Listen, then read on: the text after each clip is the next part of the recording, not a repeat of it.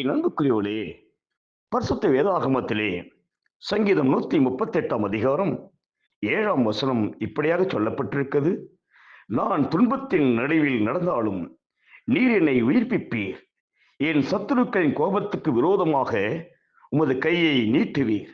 உமது வலதுகரம் என்னை ரட்சிக்கும் என்று வேதம் சொல்கிறது. என் அன்புக்குரியவளே, இன்றைக்கு நீங்கள் துன்பத்தின் நடுவிலே நடந்து கொண்டிருக்கீர்களா? பாவத்திலே விழுந்து சிக்கி தவித்துக் கொண்டிருக்கீர்களா? வாழ்வா சாவா என்ற நிலைமைக்கு தள்ளப்பட்டிருக்கீர்களா? கவலைப்படாதீர்கள். இயேசு இன்றைக்கு உங்களை உயிர்ப்பிப்பார். இயேசு இன்றைக்கு உங்களை மீட்டுக் கொள்வார். வேதம் சொல்கிறது, அவருடைய வலதுகரம் உங்களை ரட்சிக்கிறதா இருக்கிறது. சிலுவையிலே பிசாசின் தலையை நசுக்கி நம் அனைவரையும் மீட்கும்படியாக இயேசு தம் ரத்தத்தை சிந்திருக்கிறார். அவர் ரத்தத்தினாலே நம்மை மீட்டுக் கொள்வார். கவலைப்படாதீர்கள்.